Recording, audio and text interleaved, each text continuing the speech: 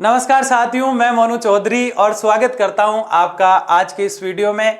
आप में से कई साथी पूछ रहे हैं कि सर विधानसभा के चुनाव है और हम किस पार्टी को सपोर्ट करें, किस पार्टी को समर्थन करें।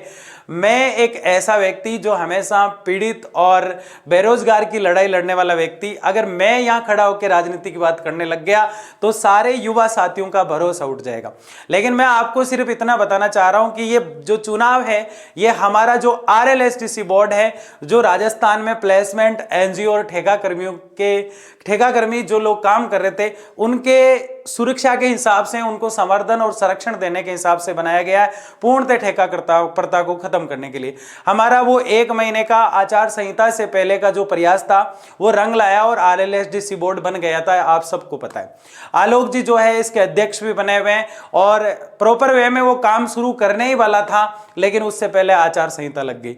तो आज हमारे सामने, हमारे RLSTC बोर्ड के सामने कोई खड़ा है तो विधानसभा का चुनाव है। विधानसभा का चुनाव जैसे हो जाता है उसके बाद RLSTC बोर्ड को जो है बनने से, मतलब उसको नोटिफिकेशन जारी करने से कोई भी नहीं रोक सकता।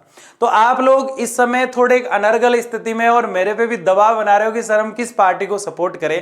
तो मैं किसी पार्टी का तो नहीं कहूंगा, लेकिन मैं एक चीज आपसे जरूर कहूंगा जो मैंने पहले भी आपको बताई है, आप इस इलेक्शन में युवा को सपोर्ट करें ना, चाहे किसी भी पार्टी का है। इस बार आप व्यक्ति को देखें जो आपका काम कर सकता है।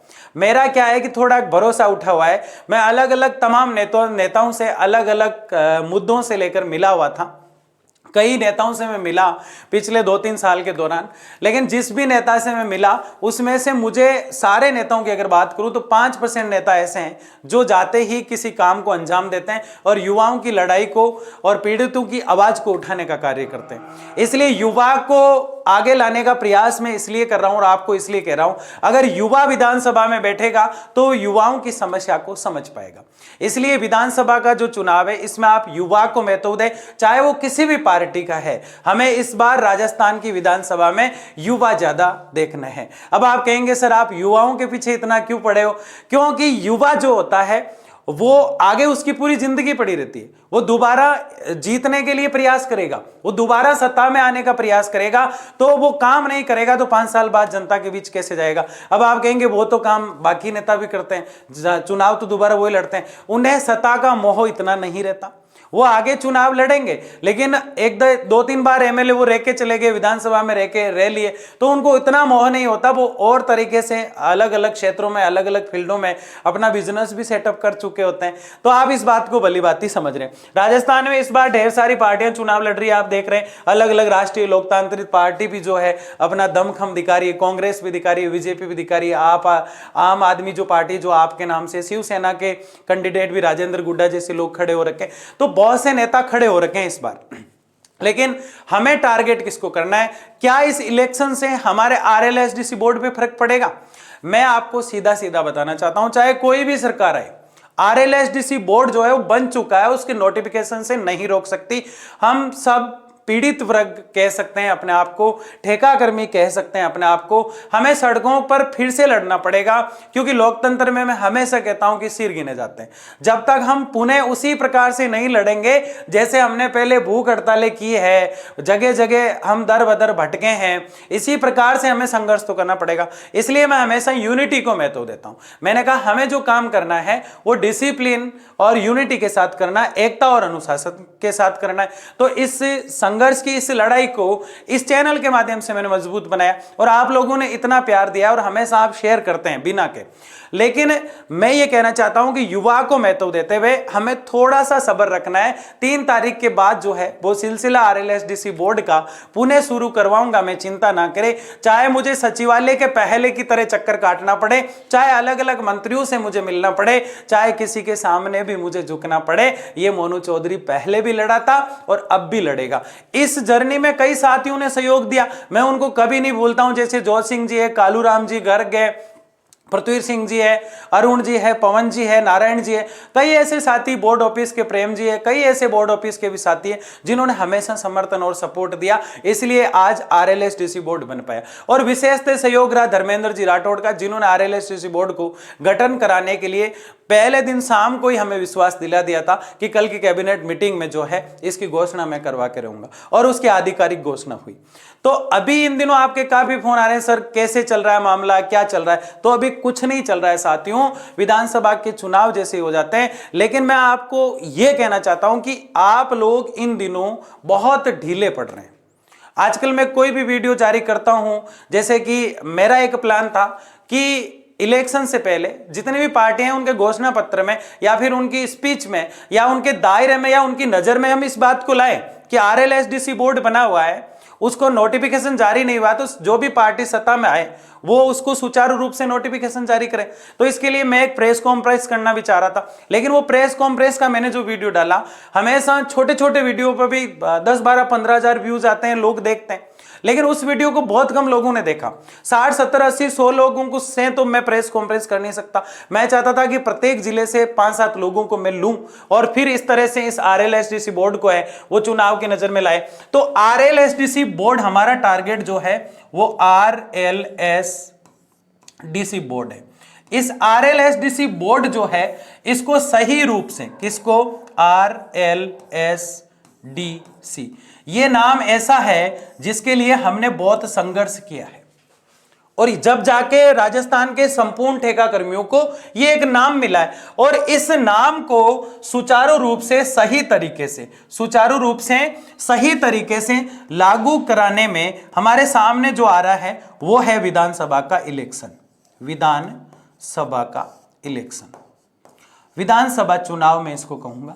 ये विधानसभा के चुनाव जिस दिन हो जाएंगे तो ऑलमोस्ट हम जानते हैं कि लगभग 3 तारीख के आसपास सब कुछ व्यवस्थित तरीके से चलने लग जाएगा। तो 3 तारीख के आसपास, 3 तारीख के बाद हम पुनः उसी प्रकार से संघर्ष करना शुरू कर देंगे जैसे हमने पहले संघर्ष किया है। तो उसके लिए क्या करना पड़ेगा? उसके लिए हमें चाहिए एकता, और वो एकता कब होगी?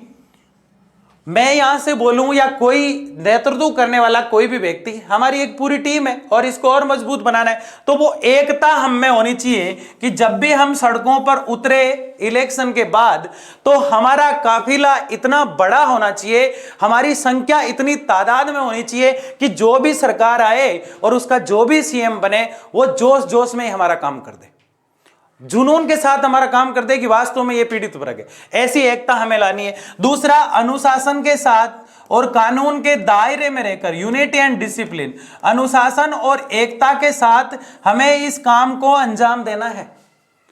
एकता और अनुशासन बना के हमें इस काम को करना है। ये नहीं कि हुबड़ अबड़ कर दिया और काम अपना हुआ ही नहीं, ऐसे नहीं करना है। एकता, चाहे किसी भी यूनियन का लीडर हो, चाहे जल, यहाँ पे मैं बात करूंगा अलग अलग विभाग की, चाहे किसी भी डिपार्टमेंट का व्यक्ति है, चाहे कोई सा भी ग्रुप है हमारा, चाहे किसी भी ग्रुप का व्यक्ति है, सबको हम साथ लेंगे। जैसे देखो कई विभाग ऐसे हैं, जैसे कि एक है जल विद्युत, ये हमेशा चिंता में रहते हैं कि सर हमारा RLSDC में है या नहीं है, तो जल विद्युत वाले हैं, चिंता नहीं करना है। इसके बाद आता है ऊर्जा विभाग, इनका भी है।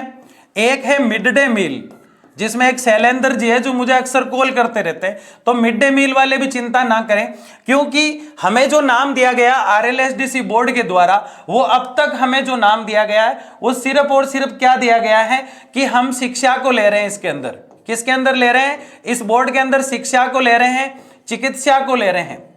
आज मैं इस डिजिटल बोर्ड का खर्चा मैंने इसलिए किया है ताकि आपको समझा सकूं ढंग से। तो शिक्षा, चिकित्सा और निगम, शिक्षा, चिकित्सा, निगम और जितने भी छोटी मोटी संस्थाएं हैं उसको 4 पार्ट में डाला गया है। तो अगर इनके दायरे के आसपास आपका कोई भी विभाग है वो आ रहा है तो उसका पक्का RLSDC में होगा, अगर नहीं होगा तो हम सड़कों पर लड़ेंगे। ये वीडियो प्रत्येक ठेका कर्मी के पास जाना चाहिए। मुझे जोधपुर के कुछ साथी मिले, बोले कि सर RLSDC के लिए काफी प्रयास हुए, वो हुआ कि नहीं हुआ। कोई थे मोनू चौधरी जो प्रयास कर रहे थे, ऐसे अचानक ही मिले मुझे।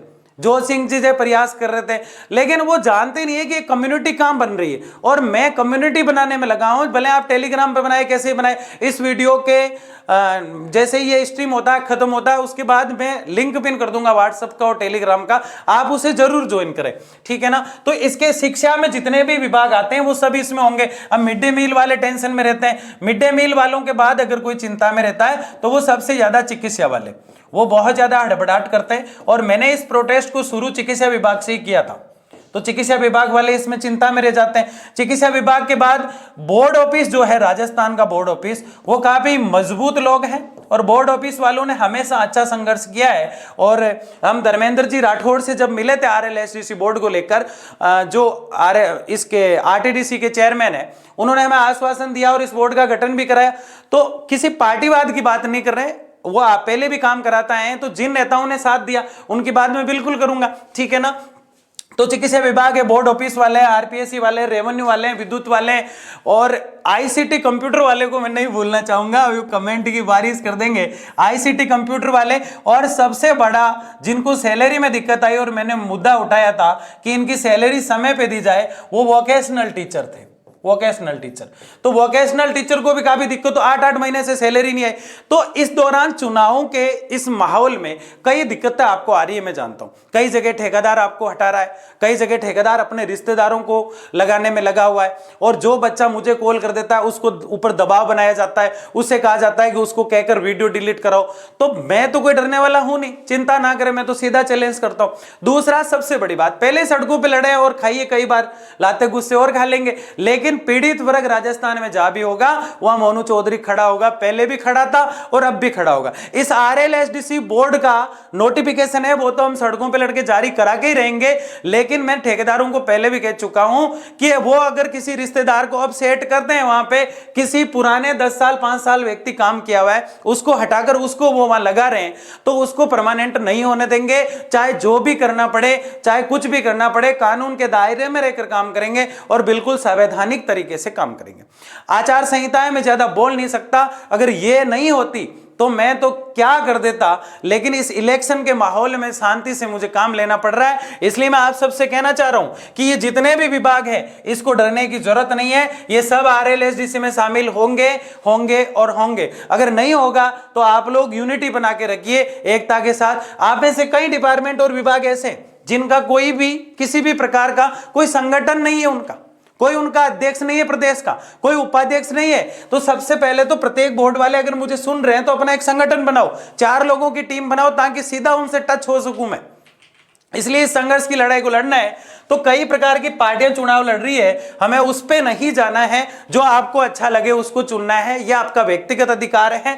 और एक एक चीज को बड़ी मस्ती से, शानदार तरीके से जानना भी है कि कौन व्यक्ति आपका काम करा सकता है और कौन व्यक्ति आपका काम नहीं करा सकता है। उस जितना भी अभी क्षेत्रीय विधायक बिल्कुल आपके टच में, आपके पैरों में बैठ रहे थे, तो उनसे आप वादा करो कि RLSDC बोर्ड की बात करो। आप में से 20% लोग ही नहीं होंगे जिन्होंने RLSDC बोर्ड का बात की संबंधित विधायक से, और मैं लगभग 30 नेताओं से इस चुनावी माहौल में मिल चुका हूं, और मैं सबके सामने बात कहता हूं कि विधानसभा में तुम अगर बैठ जाते हो और ये इलेक्शन जीत जाते हो तो हमारा काम ये जरूर कराना, और ये बात मैंने प्रत्येक विधायक से की है। तो मिलते हैं किसी और चर्चा में, तब तक के लिए धन्यवाद, जय हिंद। और इसको शेयर जरूर कीजिएगा, करोगे कि नहीं करोगे बताओ मुझे। इसको शेयर पक्का व्हाट्सएप पे, फेसबुक पे, इंस्टा पे, सब जगह दिखना चाहिए मुझे। बहुत बहुत धन्यवाद।